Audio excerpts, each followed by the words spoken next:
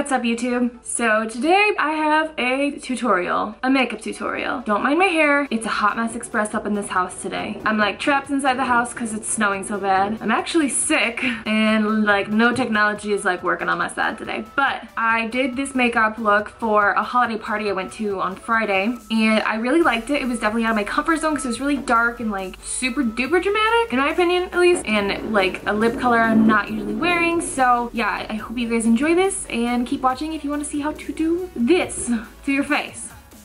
Alright, here we are with a face that does not match my body. We'll fix that, but I'm starting off with MAC Prep and Prime as the primer. This has become my absolute favorite primer, and so I'm just putting that all over my face. And next going with the Makeup Forever Stick Foundation, which is a newer product to me, and you see it's way darker than my face, but have no fear, it will make my face match my body. I've been self-tanning a little bit, and I don't tan my face, so we have to take other measures to make sure that everybody is on the same page. I spray a brush with some Fix Plus for this foundation. The foundation is like really kind of thick, so using the Fix Plus with the brush helps it just kind of like smooth out a little bit better. I really do like this foundation though. I like it a lot. It's very like full coverage, which I just didn't expect, so really like it.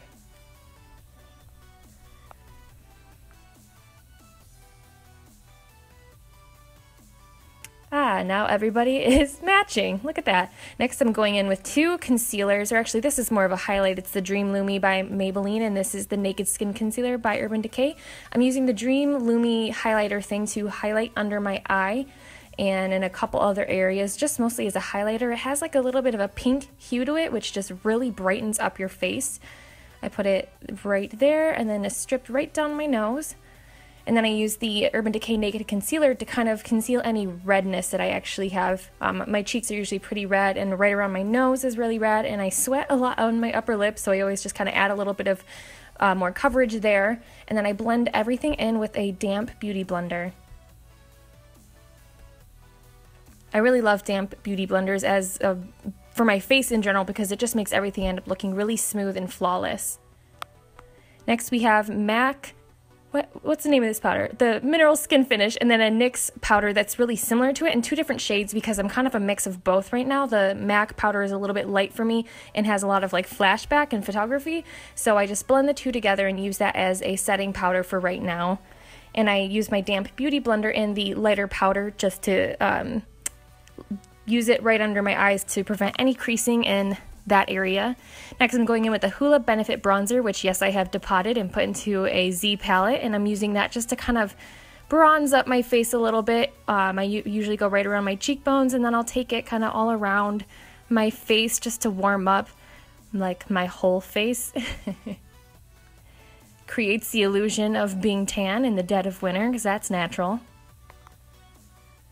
Next I'm going in with this Physicians Formula Shimmer Strip thing, and I'm going in with this dark color which has a little bit of shimmer in it, but it's just a really blendable like contour color. It's not a contour color, but I use it as a contour color. Ooh, contour. So I use that right there just to kind of give myself a nice bold contour. I know it's pretty dark, but that's just how I like it, and I do blend it out a little bit with like a flat top brush just to make sure that we don't have any harsh lines. Cheekbones.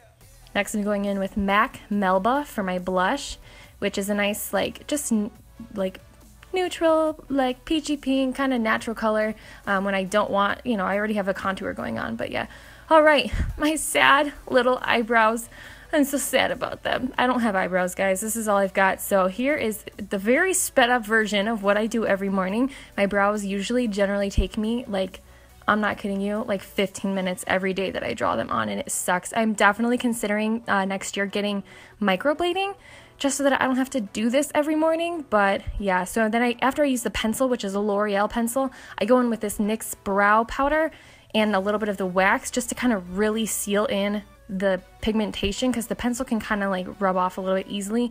That powder with the gel really stays all day, and then I just brush everything together, and that brush kind of blends it as well. So, and there's my eyebrows, never looking the same. Nothing I can do about that. They're literally two different shapes.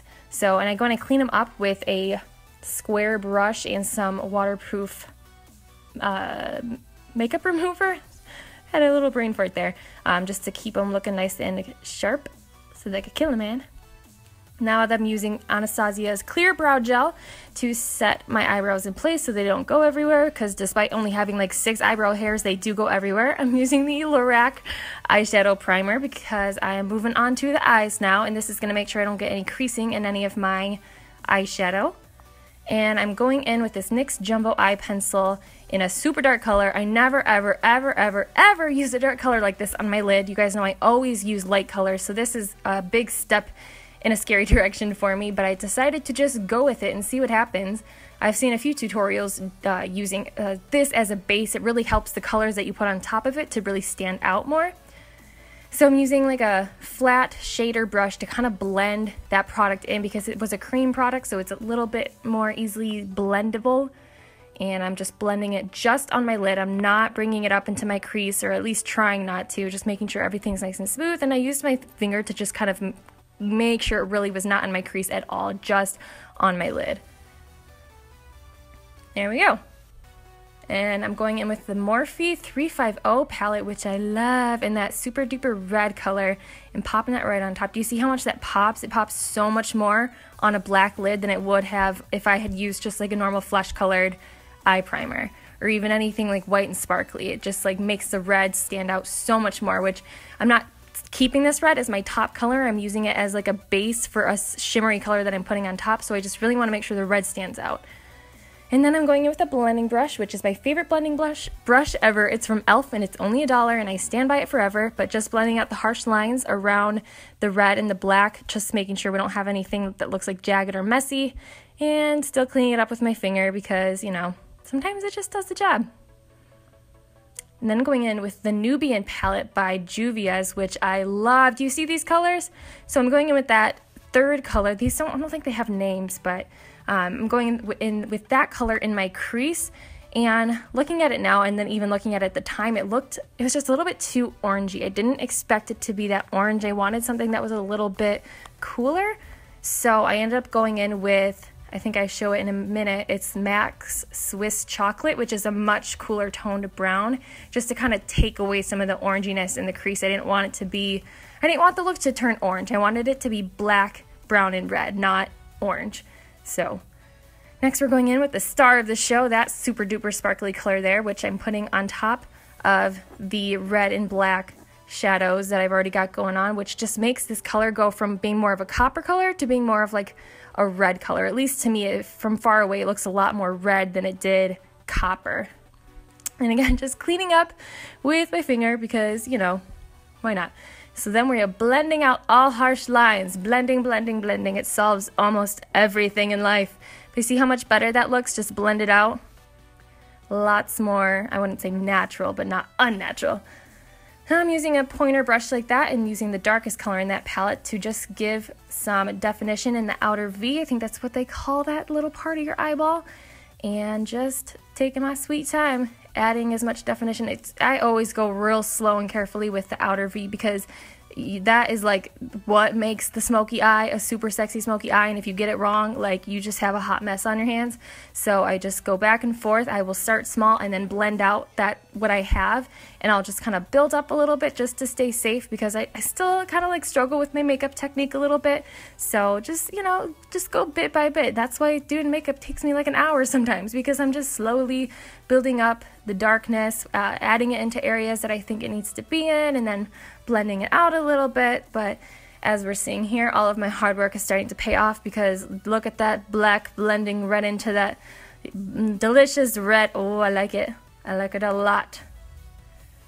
Next, we're going in with the Lorac contour palette, and I'm taking that beige highlight and I'm going to put it right under my eyebrow, kind of on my brow bone, and I realized then that I wanted something that was a little bit more shocking. So I took the super lightest shimmery white in the palette and I blended that out. It definitely gave me more of like the color that I was looking for to really lift my eyebrow up.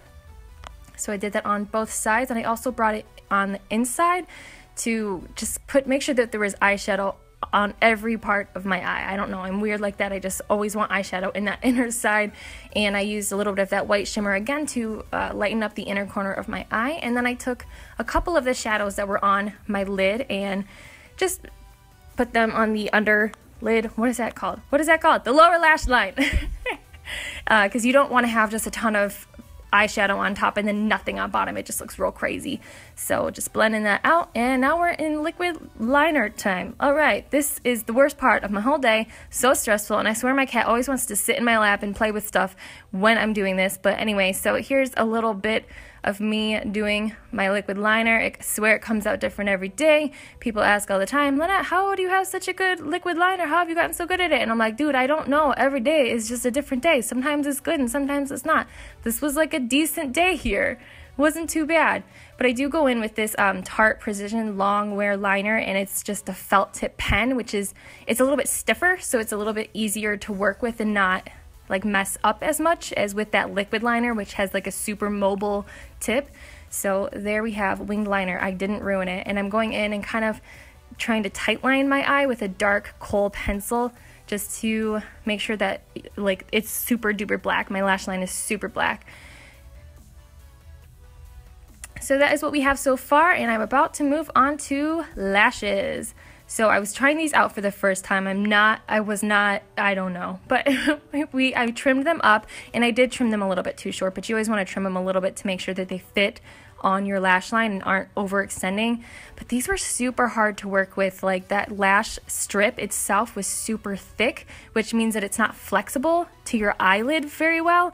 And as you can tell, it like was not moving. It was so stiff, and I had to play with it a bunch just to get it to work, and it was super messy. And I'm pretty good at eyelashes, but these were a struggle. So once I actually got them on, they looked pretty good, but I can't really recommend them to anybody because they gave me so much hassle. And yeah, see, they look really nice, but just way too much work, and I don't think that you should spend your $14 that these cost me because they were really difficult.